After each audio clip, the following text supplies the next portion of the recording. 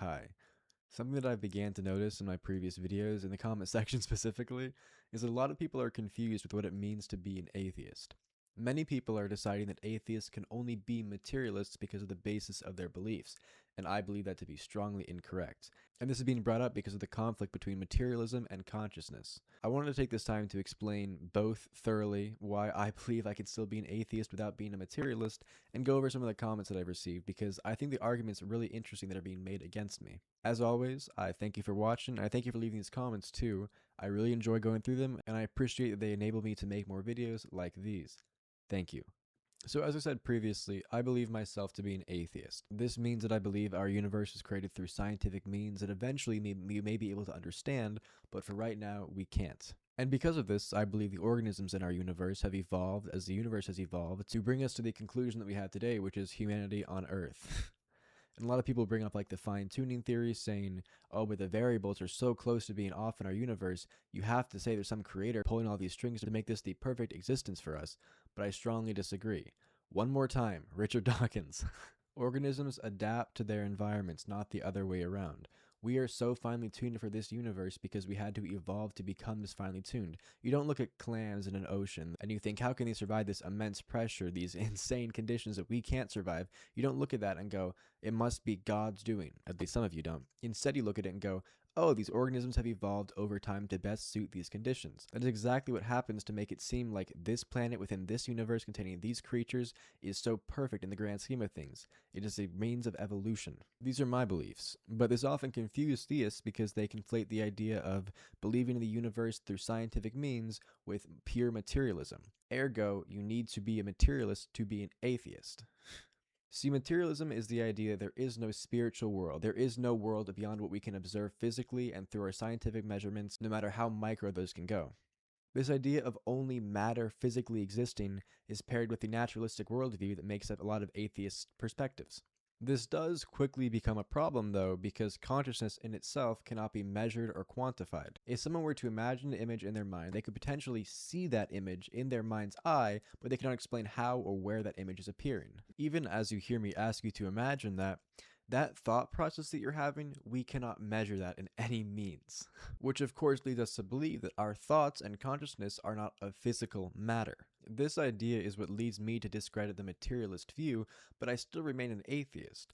The definition of atheism is the disbelief of the supernatural or the godly. And while I can admit that science currently doesn't have the explanation for consciousness, I don't need to make the leap into faith to believe in the divine to fill that gap of current knowledge.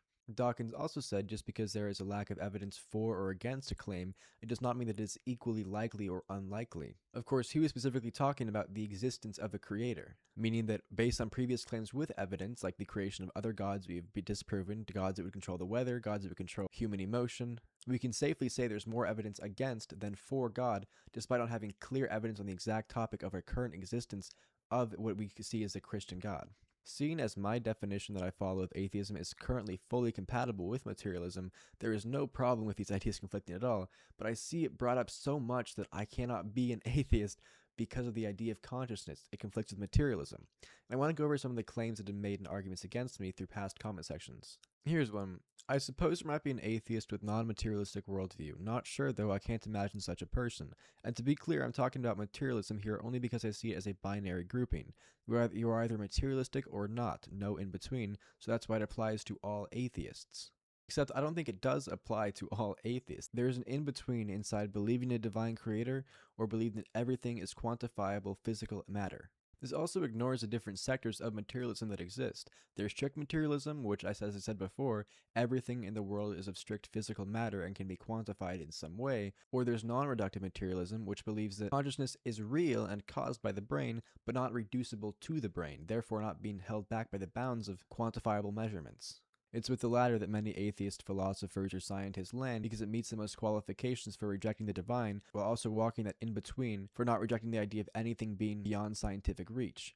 There is no strict binary code to being materialist or atheist. There are sectors for everything here, just like there are in religion. This also ignores the idea that consciousness could be measured quantifiably in the future. We just can't now with our current technology and instrument limitations. And it's through that idea that there could theoretically be a material atheist just waiting on advances in those fields. Here's another one. I don't think it's so easy to just say we'll eventually be able to explain consciousness through materialism. I don't really know of any sensical theories for consciousness through pure materialism. And this is good because there have been theories made through pure materialism to explain consciousness. This can range from just neurons firing inside your mind to induce a physical effect that you can see in your mind's eye, to, again, just not having the instruments necessary to read these interactions. Now, to be clear, I don't fully believe in those. I'm just saying there is evidence to look for out there. We always have to look historically on what we used to think gods are necessary to explain, weather, the actions of humans, and now that we can explain that more thoroughly, we don't need those gods. Always be looking forward and thinking as to what we can explain in the future. Here's one more. Reason is not matter. You're using reason. Intellectual integrity is not quantifiable from pure materialism, hence your value judgments transcend pure materialism. And to this one, I actually just responded pretty easily. I have never claimed to be a pure materialist. I acknowledge that consciousness poses a problem to my worldview, but does not imply a divine creator. It implies a space science is yet to tread. And there are more here, but they get less and less productive as I go, as you can probably imagine how that looks. So I'll cut it off there. I've said my main points, and I'm always open to hear more from people in the comments so I can transform my beliefs. Thank you for watching, and I'll be waiting to hear from you. Have a good day.